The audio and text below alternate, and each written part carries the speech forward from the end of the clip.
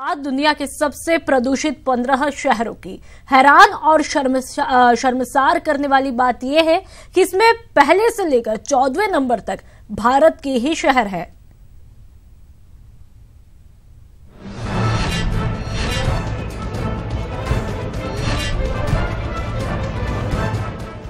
लगता है स्वच्छता के सारे मंत्रों को, प्रधानमंत्री मोदी की सभी अपीलों को, बचपन में सीखी सिखाई बातों को हमने ताक पर रख छोड़ा है। तभी तो ऐसी रिपोर्ट आई है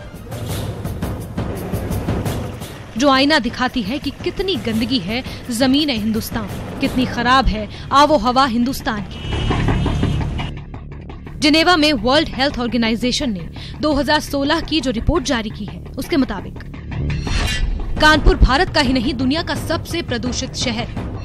सबसे ज्यादा प्रदूषित शहरों की कतार में दूसरे नंबर पर फरीदाबाद, तीसरे नंबर पर वाराणसी, चौथे नंबर पर गया, पांचवें नंबर पर पटना, छठे नंबर पर दिल्ली, सातवें नंबर पर लखनऊ, आठवें नंबर पर आगरा, नौवें नंबर पर मुजफ्फरपुर, 10वें नंबर पर श्रीनगर, 11वें नंबर पर गुरुग्राम, 12वें नंबर पर जयपुर, 13वें नंबर पर पटियाला और 14वें नंबर पर जोधपुर है। WHO की रिपोर्ट से ये भी पता चला है कि 2010 से 2014 के बीच दिल्ली के प्रदूषण स्तर में मामूली सा सुधार हुआ था, लेकिन 2015 से हालत फिर बिगड़ने लगी है। 2016 की नवंबर का वो वक्त किसको याद नहीं है जब दिल्ली स्मॉग कैपिटल में तब्दील हो गई थी। WHO की ओर से जारी आंकड़े 2016 में PM स्तर 2.5 पर आधारित है और इसमें कहा गया है कि दिल्ली में PM 2.5 एनुअल एवरेज 143 माइक्रोग्राम प्रति क्यूबिकल मीटर है, जो नेशनल सेफ स्टैंडर्ड से 3 गुना ज्यादा है। दिल्ली में PM 10 एवरेज 292 माइक्रोस्कोप प्रति क्यूबिकल मीटर है, जो नेशनल स्टैंडर्ड से 4.5 गुना ज्यादा है।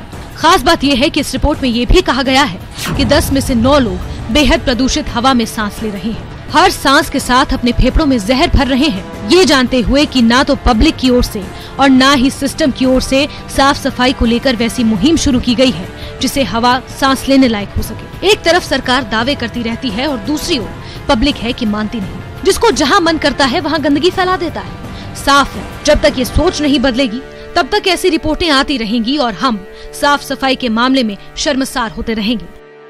Bureau report, news 18 network. बढ़ते हैं आगे। भारतीय सेना की तरफ से दक्षिण पश्चिमी कमान द्वारा बीकानेर के महाजन रेंज में युद्धाभ्यास विजय प्रहार का आयोजन किया जा रहा है। युद्धाभ्यास में 20,000 से भी अधिक सैनिक भाग ले रहे हैं।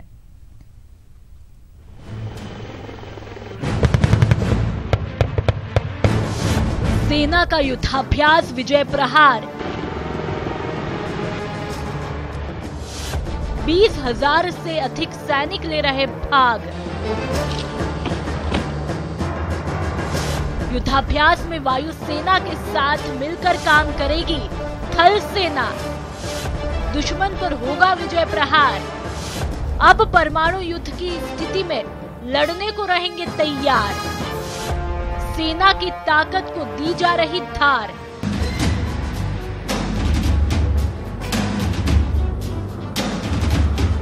इंडियन आर्मी की वेस्टर्न कमांड बीकानेर के महाजन रेंज में वॉर एक्सरसाइज विजय प्रहार का आयोजन कर रहा है।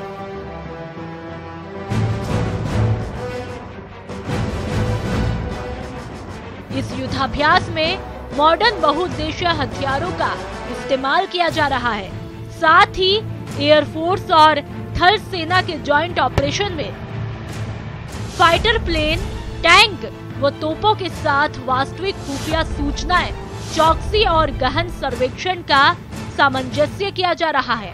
इस वॉर एक्सरसाइज के दौरान कमान द्वारा अत्याधुनिक हथियारों के साथ समग्र संवेदनशील उपकरणों के प्रयोग, एयर केवलरी भूमिका, लड़ाकू हेलीकॉप्टर की तैनाती और स्पेशल फोर्सेस के आक्रमणकारी नीति का भी अभ्यास किया जा रहा है। कई हफ्तों से इस कमांड के 20,000 से ज्यादा लोग और वॉर फाइटिंग इक्विपमेंट वहां पे कॉन्सेंट्रेटेड है। ये एक्सरसाइज अभी अपने फाइनल स्टेजेस पे आ गया है और अगले कुछ दिनों में इंटेंस एक्टिविटी के बाद 9 तारीख को इस एक्सरसाइज का समापन हो जाएगा। अभ्यास के दौरान परमाणु युद्ध के हालातों का सामना करने के लिए अपनाई जाने वाली नीतियों और अभ्यास को बेहतर बनाया जाएगा। अगले कुछ दिनों में हम एयरफोर्स के साथ ग्राउंड फोर्सेस को ऑपरेट करके अपने रिजल्ट को और अपने इफेक्टिवनेस को बढ़ाने की कार्रवाई करेंगे और उसके ड्रिल्स एंड प्रोसीजर्स रिफाइन किए जाएंगे। वार एक्सरसाइज के अंतिम चरण में 7 मई को थल सेना अध्यक्ष जनरल बिपिन रावत और lieutenant general Cherish Matheson, army commander south western कमान के मौजूद रहेंगे। न्यूज़ 18 राजस्थान के लिए ब्यूरो रिपोर्ट।